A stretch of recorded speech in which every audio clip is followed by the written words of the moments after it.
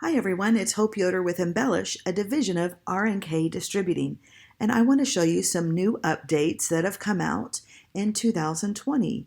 So what we're looking at is the screen for Embellish Maker software. And normally this screen pops up, and in the past I've closed it down by clicking on the X, and then I would have to open a new page.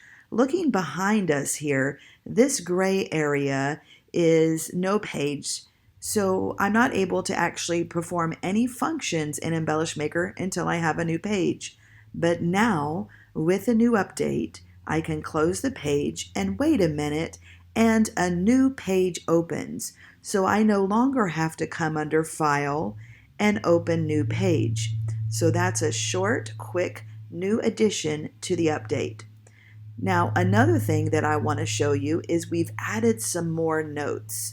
So let me close Embellish File Drawer. Over here, I like to call these our file drawers. And I'm going to open my Design drawer or my Artwork tab and click on the rectangle, left click on my mouse, and drag just to make any shape.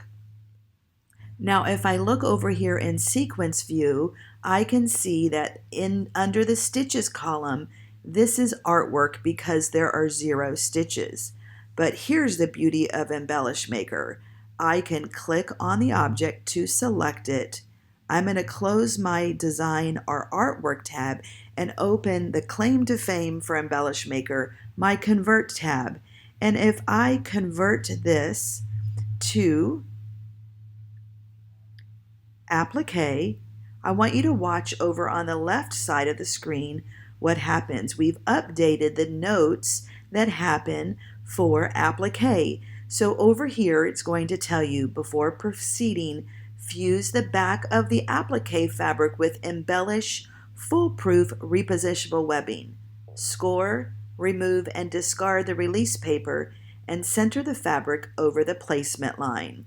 So that would be color number 1. And then color number 2, after it's tacked it down, it gives you instructions for that. So we've updated those to make them more clear for you. Now let me show you what's new. So if I go back and select the design by clicking on it, notice this is for applique.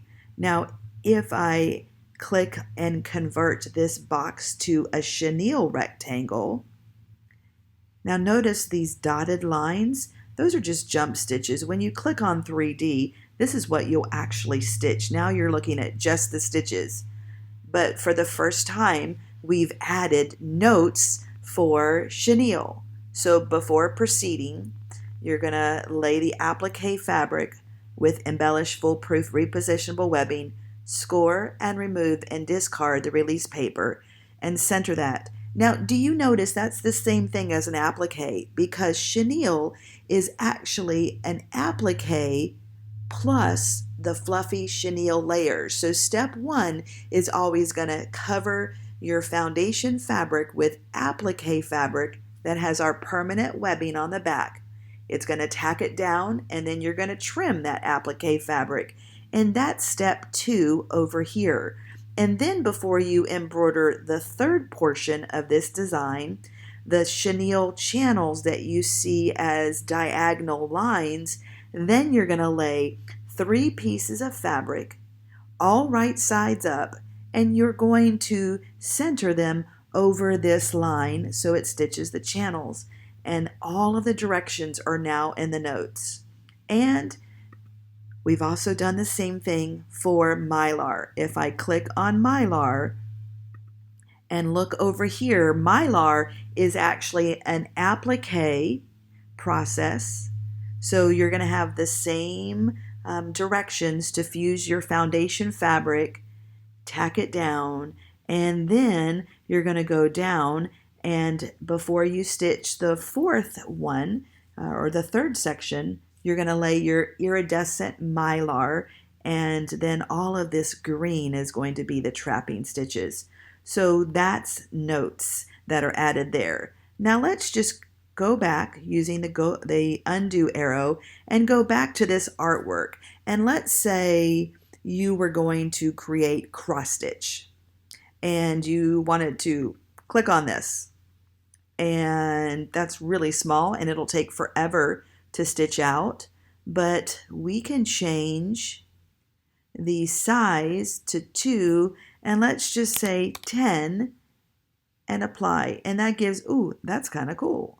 All right, so the cross stitch is telling me it's too large. Let's go down. Let's go to 7. Perfect. So this would create a nice crosshatch background for my quilting. But if I wanted to add my own note, let me show you how to do that. In the sequence view, select the color you want to add a note to.